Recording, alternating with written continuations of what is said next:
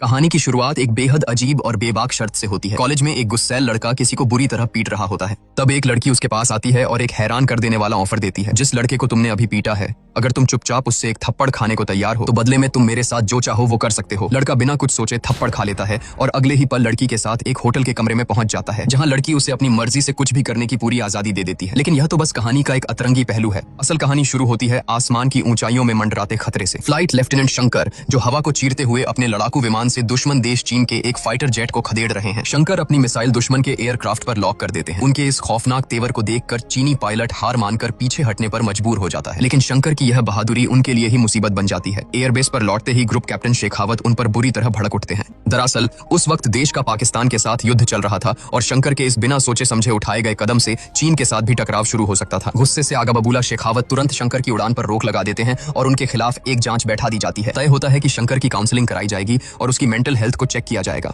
यहीं से कहानी में एंट्री होती है मुक्ति की, जो डिफेंस की टॉप साइकोलॉजिस्ट है। मुक्ति खुद प्रेग्नेंट है और अपनी निजी उलझनों के कारण गहरे तनाव से गुजर रही है। लेकिन जब उसकी टेबल पर शंकर की फाइल आती है तो कहानी एक नया मोड़ लेती है। फाइल देखते ही मुक्ति की आंखों में नमी छा जाती है, मानो सालों से उसे इसी एक इंसान का इंतजार था। मुक्ति इस केस की परमिशन लेती है और सीधा एयरबेस जा पहुंचती है। जैसे ही शंकर और मुक्ति का आमना सामना होता है, कमरे में एक गहरी और भारी खामोशी छा जाती है। दोनों के बीच एक अनकहा सा तूफान महसूस होता है। हमेशा गुस्से में उबलने वाला वो निडर फाइटर पायलट शंकर मुक्ति को देखते ही अजीब सा बर्ताव करने लगता है। बिना एक भी शब्द कहे वह जी मचलने का बहाना बनाता है और तुरंत कमरे से बाहर निकल जाता है। अब कहानी 7 साल पीछे जाती है, उस दौर में जब शंकर का गुस्सा और उसका आवारापन कॉलेज कैंपस में खौफ का दूसरा नाम था। सीन खुलता है एक सेमिनार हॉल में। वहां मुक्ति अपनी एक बहुत ही अहम रिसर्च प्रेजेंट कर रही है। उसकी रिसर्च का टॉपिक है दवाइयों और काउंसलिंग के जरिए बेहद गुस्सैल और आक्रामक लोगों के व्यवहार को शांत करना।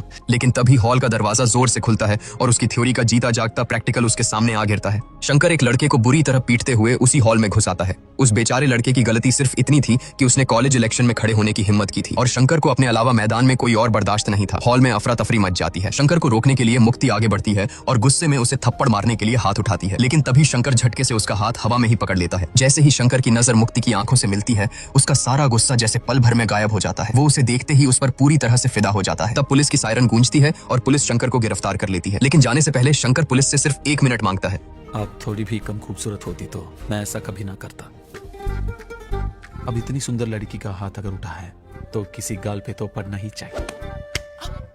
मुक्ति इस पागलपन को देखकर पूरी तरह हैरान रह जाती है। इधर मुक्ति की मुश्किलें बढ़ जाती हैं। प्रोफेसर्स उसकी रिसर्च का मजाक उड़ाते हुए कहते हैं कि बिना किसी सॉलिड प्रैक्टिकल प्रूफ के उसकी यह थ्योरी कभी पास नहीं होगी। उसे अपने प्रोजेक्ट के लिए एक ऐसे ही गुस्सैल इंसान की सख्त जरूरत है। उधर लॉकअप में शंकर और उसके दोस्त मजे से बकैती काट रहे हैं। उन्हें रत्ती भर भी टेंशन नहीं है, क्योंकि शंकर को पता है कि उसका रसूखदार वकील बाप उसे कुछ ही घंटों में बाहर निकाल लेगा। तबीयत उस हवालात में मुक्ति की एंट्री होती है। वह पुलिस से शंकर के साथ 1 घंटे बात करने की इजाजत लेती है। मैं एक्चुअली तुम्हें इंसान बना सकती हूँ। मेरा मतलब मैं ना तुम्हें एक अच्छा नॉन वायलेंट इंसान बना सकती हूँ। तो इतना बड़ा काम कैसे करोगे आप? जिस बंदे को तुमने अभी पीटा, उससे तुम्हें पब्लिकली माफी मांगनी पड़ेगी। फिर मैं तुम्हें कुछ टास्क दूंगी। तो ये सब शादी से पहले करोगी या बाद में? एक्सक्यूज मी, तुम पागल वागल हो क्या?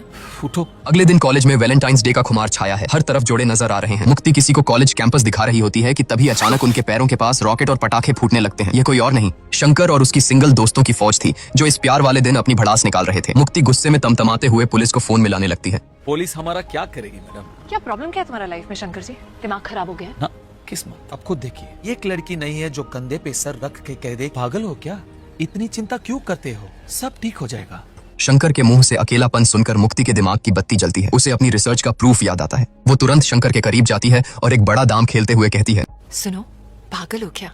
इतनी चिंता क्यों करते हो? सब ठीक हो जाएगा। आज वैलेंटाइंस डे है, मेरे साथ ही डेट पे चल लो। तुम्हारा शौक पूरा हो जाएगा। मेरी थीसिस बोलो, क्या बोलते हो? मैं प्यार में पड़ गया तो दिल्ली फूंक दूंगा। देखो, मैं काम समझ के कर रही हूँ, पहले से बोल के रही हूँ। अब तुम्हें प्यार समझ के करना है तो तुम ऐसे कर लो। बताओ, लेना रिस्क? चलो रिस्क लिया। अब दोनों का साथ वक्त बिताना शुरू होता है। बातों बातों में शंकर बड़ी ही बेबाकी से उसकी खूबसूरती पर सीधे कमेंट कर देता है, जिससे मुक्ति भी हैरान रह जाती है। एक दिन बस के सफर में जब कोई आदमी मुक्ति को गलत नियत से छूने की कोशिश करता है तो शंकर का खून खौल उठता है। वो उसे जान से मारने पर उतारू हो जाता है, लेकिन मुक्ति किसी तरह उसे शांत कर लेती है। मुक्ति को लगने लगता है कि उसकी रिसर्च सच में काम कर रही है। देखते देखते 2 महीने बीत जाते हैं। दोस्त शंकर को चिढ़ाते हैं कि 2 महीने में गाड़ी आगे क्यों नहीं बढ़ी। इसी बीच वो दिन आ जाता है जब मुक्ति शंकर को अपनी सबसे बड़ी कामयाबी के तौर पर प्रोफेसर्स के सामने पेश करती है। लेकिन मीटिंग रूम में शंकर का उग्र बर्ताव माहौल को गर्मा देता है। तभी शंकर को एक फोन कॉल आता है और वो गुस्से में तमतमाता हुआ बाहर निकल जाता है। घबराई हुई मुक्ति भागकर बाहर जाती है और देखती है कि शंकर एक ड्राइवर ड्राइवर को बेतहाशा पीट रहा है। मुक्ति उसे रोकती है। अपनी रिसर्च को दुनिया के सामने सच साबित करने के लिए वो उस लहूलुहान और डरे हुए ड्राइवर से कहती है, शंकर को वापस थप्पड़ मारो ताकि मैं सबको बता सकूं कि ये अब वायलेंट नहीं रहा। लेकिन उस बेचारे ड्राइवर की तो शंकर का खौफनाक रूप देखकर ही हालत टाइट थी। थप्पड़ मारना तो दूर,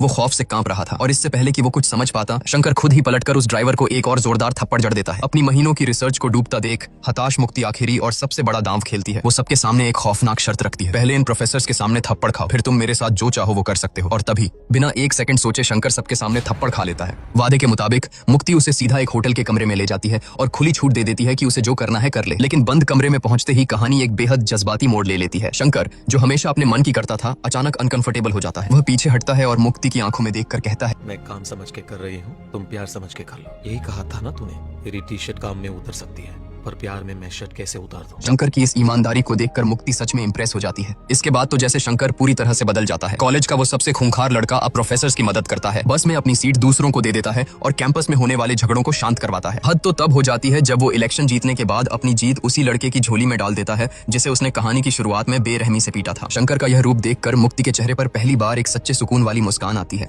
सब कुछ परफेक्ट चल रहा होता है। शंकर के इस जादुई बदलाव को देखकर प्रोफेसर्स भी हैरान रह जाते हैं और आखिरकार मुक्ति का रिसर्च पेपर पास कर देते हैं। खुशी से पागल मुक्ति भागती हुई शंकर के पास जाती है, उसे जोर से गले लगा लेती है और सारा क्रेडिट उसे देते हुए बार बार कहती है, I love you, I love you, I love you, I love you.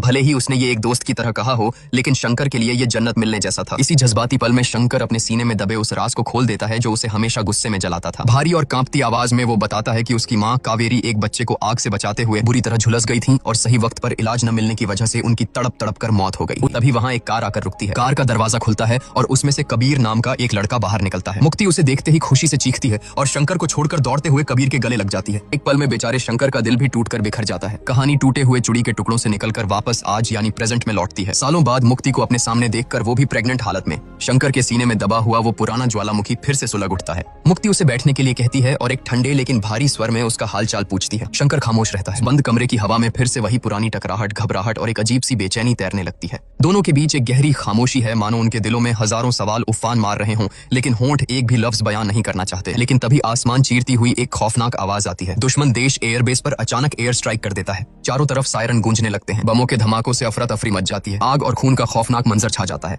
Air force जवाबी कार्रवाई के लिए तैयार होने लगती है, लेकिन शंकर बेबस है क्योंकि सस्पेंशन की वजह से उसे उड़ान भरने की इजाजत नहीं मिलती। यहाँ से कहानी एक बार फिर अतीत के पन्नों में मुड़ती है। इलेक्शन वाली घटना और कबीर की एंट्री के बाद शंकर के ही दोस्त उसे डरपोक और आशिक कहकर चिढ़ा रहे हैं। तब उसका एक दोस्त कबीर की पूरी कुंडली निकाल कर लाता है। वो बताता है कि कबीर एक बहुत बड़े साइंटिस्ट का बेटा है, अमेरिका में सेटल है और मुक्ति के साथ ही पढ़ा है। सबसे बुरी खबर यह थी कि दोनों के परिवारों में गहरी दोस्ती है और उनकी शादी की चर्चाएं जोरों पर चल रही हैं। यह सुनते ही शंकर के अंदर जो आग मुक्ति ने शांत की थी वो फिर से भड़क उठती है। दूसरी तरफ एक क्लब में मुक्ति और कबीर बैठे हैं। यहाँ एक बड़ा खुलासा होता है। मुक्ति कबीर को साफ बता देती है कि वो अभी शादी के मूड में नहीं है। उसके लिए उसका करियर और गुस्सैल लोगों को सुधारने वाली रिसर्च सबसे ऊपर है। बातों ही बातों में जब मुक्ति शंकर के चमत्कारी बदलाव और उसकी माँ की दर्दनाक मौत का जिक्र करती है तो उसकी आंखें भर आती हैं। लेकिन इससे पहले कि बात आगे बढ़े, शंकर अपने दोस्तों के साथ उसी बार में पहुंच जाता है। शंकर का गुस्सा 7वें आसमान पर है। उसका दोस्त पीछे से उसे एक पिस्तौल पकड़ाने की कोशिश करता है, लेकिन शंकर उसे ठुकरा देता है। शंकर के हाथ में एक पेट्रोल से भरी बोतल है। वो सीधे मुक्ति और कबीर की टेबल पर जाता है।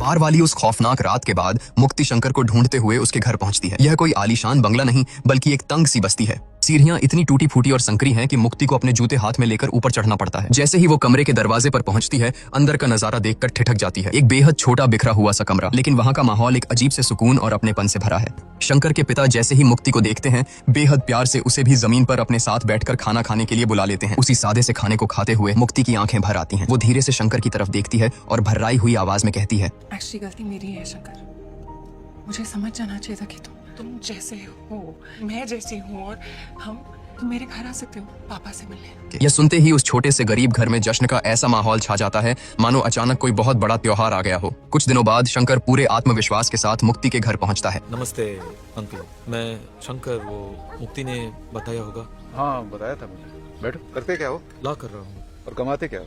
बस बात यहीं से बिगड़ जाती है। मुक्ति के पिता के शब्दों में जहर घुल जाता है। क्या नाम था इसके बाप का? राघव गुरुक्कल। 30,000 में नोटरी का काम करता है। तुझे पता है मैं कौन हूँ? यशवंत बेनीवाल, AAS। कि मैंने वहाँ से यहाँ आने के बाद शादी के बारे में सोचा। वो वहाँ से सीधा छलांग लगा के यहाँ पहुँच जाए क्योंकि मेरी बेटी से प्यार करता है। उससे शादी करना चाहता है। क्या ये जायज है? तो फिर तुझे मैं कैसे हाँ कर दूं? तो किससे हाँ करोगे? जो यहाँ से हो। और क्या किया आपने यहाँ तक पहुँचने के लिए? यूपीएससी बोलते हैं 3 राउंड्स होते हैं, फिल्म्स, मेंस, इंटरव्यू। सिर्फ फिल्म्स पास करके आ जा, फिर बैठ जाना, बात करेंगे। ठीक है सर, और ये पास करके ही आपकी बेटी को कॉल करूंगा। अब शुरू होती है शंकर की असल लड़ाई। वो सीधा अपने पिता के पास कोर्ट पहुंचता है और किताबों के लिए पैसे मांगता है। शंकर दिन रात एक कर देता है। पहले साल वो फेल होता है, दूसरे साल फिर फेल होता है, लेकिन वो हार नहीं मानता। तीसरे साल तो वो खुद को किताबों के समंदर में ऐसा गला कर रख देता है कि दुनिया भूल जाता है। और आखिरकार वो दिन आ ही जाता है जब उसकी मेहनत रंग लाती है। शंकर परीक्षा पास कर लेता है। उसी रात शहर के एक बेहद आलीशान होटल में मुक्ति की तरफ से एक बहुत बड़ी और ग्रैंड पार्टी रखी गई है। इस पार्टी की 2 वजहें थीं। पहली, मुक्ति 3 साल अमेरिका में रहकर अपनी पढ़ाई पूरी करने के बाद लौटी थी और अब डिफेंस में एक सीनियर काउंसलर बन चुकी थी। और दूसरी सबसे बड़ी वजह, वह जस्सी नाम के एक लड़के से शादी करने वाली थी। शंकर को इस दूसरी वजह का कुछ पता नहीं था। वो तो अपनी सफलता की खुशी में पागल अपने पिता और दोस्तों को लेकर उसी पार्टी में पहुंच जाता है। गेट से ही वो धड़कते दिल के साथ मुक्ति को फोन लगाता है। पूरे 3 साल बाद शंकर का नाम अपनी फोन स्क्रीन पर देखकर मुक्ति के होश उड़ जाते हैं। शंकर भीड़ को चीरता हुआ बिल्कुल उसके सामने आकर खड़ा हो जाता है। वो अपना बजता हुआ फोन उसे दिखाता रहता है, लेकिन मुक्ति तब भी उसे इग्नोर कर देती है। तभी वहां मुक्ति के अहंकारी पिता आ जाते हैं और तुरंत सिक्योरिटी गार्ड्स को बुला लेते हैं। शंकर का बूढ़ा बाप अब भरी महफिल में बेइज्जती के डर से हाथ जोड़कर वहां से पीछे हटने लगता है। यह सिर्फ एक दिल टूटने का दर्द नहीं था, यह एक बहुत बड़ा धोखा था। शंकर ने सिर्फ 3 साल इंतजार नहीं किया था, बल्कि उसने खुद को किताबों की उस भट्टी में जिंदा जला डाला था। बाद में जब कमरे में अकेले मुक्ति शंकर का यूपीएससी रिजल्ट देखती है तो वो अंदर ही अंदर बहुत खुश होती है, लेकिन अब बहुत देर हो चुकी थी। उधर शंकर पूरी तरह टूट चुका था। जो आग उसने किताबों से बुझाई थी वो अब एक ज्वालामुखी बन चुकी थी। वो घर पहुंचता है, अपने पिता को किसी भी खतरे से बचाने के लिए कमरे में बंद करता है और बियर की खाली बोतलें उठा लेता है। पागलों की तरह वो मुक्ति के घर के बाहर पहुंचता है। वो उन बोतलों को पेट्रोल बम बनाकर घर के बाहर फेंकने लगता है। धमाकों की आवाज से हड़कंप मच जाता है। यह खौफनाक मंजर देखकर मुक्ति दौड़ती हुई बाहर आती है। उसका होने वाला पति जस्सी उसे रोकने की बहुत कोशिश करता है, पर वो किसी की नहीं सुनती। मैंने बोला था कि मैं काम समझ के कर रही हूँ, तुझे प्यार समझ के करना है तो वैसे कर ले। कभी मुझसे प्यार किया? नहीं। तभी दरवाजे पर पुलिस के जोर जोर से पीटने की आवाजें आने लगती हैं। स्थिति को बेकाबू होता देख मुक्ति शंकर को शांत करने के लिए उसे कसकर गले लगा लेती है। वो उसे पीछे के रास्ते से भाग जाने की भीख मांगती है, लेकिन शंकर, जिसकी आत्मा अब मर चुकी थी, एक खोखली हंसी हंसता है और पीछे के दरवाजे से भागने के बजाय सीधा सामने के रास्ते से नीचे जाता है। दरवाजा खुलते ही पुलिस उस पर भूखे भेड़ियों की तरह टूट पड़ती है और उसे बेरहमी से पीटने लगती है। छत पर खड़ी मुक्ति बस बेबसी से रोती रह जाती है। अगले दिन लॉकअप में बंद शंकर का करियर दांव पर लगा है। उसके बूढ़े पिता थाने में हाथ जोड़कर गिड़गिड़ाकर अपने बेटे की रिहाई की भीख मांग रहे हैं। उन्हें पता है कि अगर शंकर पर केस दर्ज हो गया तो उसकी 3 साल की यूपीएससी की तपस्या एक पल में राख हो जाएगी। दूसरी तरफ जस्सी जब मुक्ति से उस खौफनाक रात का सच पूछता है तो कहानी का सबसे बड़ा और भयानक राज खुलता है। मुक्ति कांपते हुए जस्सी को बताती है कि शंकर उससे बेइंतहा प्यार करता है, लेकिन उसने कभी वैसा महसूस नहीं किया। इसके बाद मुक्ति वो सच बोलती है जो किसी के भी रोंगटे खड़े कर दे। इसलिए मैंने पापा को कहा था कि कुछ कह दो उसे, या तो वो हार के मुझे भूल जाए या फिर कुछ बन के ना जीत जाए लाइफ। मुक्ति बुरी तरह खौफ में है। वो जस्सी से गिड़गिड़ाती है कि वो दोनों जल्द से जल्द शादी कर लें ताकि शंकर जैसा खतरनाक और अनकंट्रोल जानवर उसका पीछा हमेशा के लिए छोड़ दे। इधर अहंकार में अंधे यशवंत बेनीवाल शंकर के बूढ़े और लाचार पिता को बुरी तरह जलील करते हैं। वो एक घिनौनी शर्त रखते हैं। अब जब आ ही गए हो तो सही तरीके से माफी मांग ही लो। सबसे। शंकर का पिता अपने बेटे की खातिर उस घर के नौकरों के पैरों में गिर पड़ता है। ठीक उसी वक्त मुक्ति वहां पहुंचती है। जैसे ही शंकर के पिता की नजर मुक्ति पर पड़ती है, वो रोते हुए उसके भी पैर पकड़ लेते हैं। यह नजारा देखकर मुक्ति की रूह कांप जाती है। वो अंदर तक हिल जाती है। यशवंत बेनीवाल आखिरी धमकी देते हुए गरजते हैं, तुम और तुम्हारा वो खानदानी बेटा आइंदा दिल्ली शहर में दिखने नहीं चाहिए। पुलिस स्टेशन के उस नरक से निकलकर लहूलुहान और टूटे हुए शंकर को उसके बूढ़े पिता अपनी बाइक पर बैठाकर घर ले जा रहे हैं। मेरा एक सपना था शंकर, एक दिन तुझे दुनिया के सबसे तेज जहाज में बैठा हूँ। शंकर खुद को घसीटते हुए अपने पिता के पास पहुंचता है, उन्हें सीने से लगाता है, लेकिन बहुत देर हो चुकी थी। उसी सड़क पर उसके हाथों में उसके पिता ने हमेशा के लिए दम तोड़ दिया। शंकर दहाड़े मार मार कर रोता है। बचपन में माँ आग में जलकर चल बसी थी और आज इस इश्क की आग ने उससे उसका पिता भी छीन लिया। शंकर अब इस दुनिया में बिल्कुल अकेला था। शमशान घाट पर पिता की चिता जल रही है। शंकर पत्थर बन चुका है। उधर मुक्ति के घर में शहनाइयां बज रही हैं। उसकी हल्दी की रस्म चल रही है। खुशियों के इस माहौल में अचानक सन्नाटा छा जाता है जब दरवाजे पर शंकर की एंट्री होती है। उसकी आंखें लाल हैं, बाल बिखरे हैं और चेहरा राख से सना है। वो धीरे धीरे मुक्ति की तरफ बढ़ता है और अपनी जेब से एक कांच की बोतल निकालता है। बोतल देखते ही मुक्ति की माँ खौफ से चीख पड़ती है, अरे कोई बचाओ, ये पागल मेरी बेटी पर तेजाब डाल देगा। लेकिन शंकर बिना किसी की परवाह किए वो पूरी बोतल मुक्ति के सिर पर उड़ेल देता है। मुक्ति खौफ से कांप जाती है। अपने बाप को जलाने गया था बनारस, सोचा तेरे लिए गंगा जल लेता हूँ। नई जिंदगी शुरू कर रही है, पुराने पाप तो धो ले। और महादेव से एक दुआ मांगी है तेरे लिए, शंकर करे तेरे बेटा हो, तुझे भी पता चले कि इश्क में जो मर जाते हैं वो भी किसी के बेटे होते हैं। मुक्ति की आंखें आंसुओं से भर जाती हैं। उसकी आत्मा कांप उठती है। शादी के मंडप में फेरे चल रहे हैं, लेकिन शंकर के उन आखिरी शब्दों ने मुक्ति के जमीर को झकझोर कर रख दिया है। अचानक फेरों के बीच मुक्ति के कदम रुक जाते हैं। जस्सी तुरंत समझ जाता है कि इस लड़की का दिल कहीं और अटका है। एक सच्चे इंसान की तरह जस्सी खुद उस गठजोड़ को खोल देता है। मुक्ति मंडप छोड़कर पागलों की तरह भागती हुई शंकर के घर पहुंचती है, लेकिन वहां दरवाजे पर एक बड़ा सा ताला लटक रहा था। शंकर जा चुका था। दूसरी तरफ सब कुछ हार चुका शंकर एक ऊंची जगह पर खड़ा है। वो टूट चुका है और अब अपनी जिंदगी खत्म करने ही वाला है कि तभी उसके सिर के ठीक ऊपर से एक फाइटर जेट आसमान का सीना चीरते हुए बादलों को गरजता हुआ गुजरता है। उस जेट की आवाज शंकर के कानों में उसके पिता के आखिरी शब्दों की तरह गूंजती है। अब उसका पागलपन, उसका गुस्सा और उसका जुनून सब कुछ एक ही दिशा में था। अपनी सख्त ट्रेनिंग और आग लगा देने वाली मेहनत के दम पर वो बन जाता है देश का सबसे खूंखार और बेहतरीन फाइटर पायलट।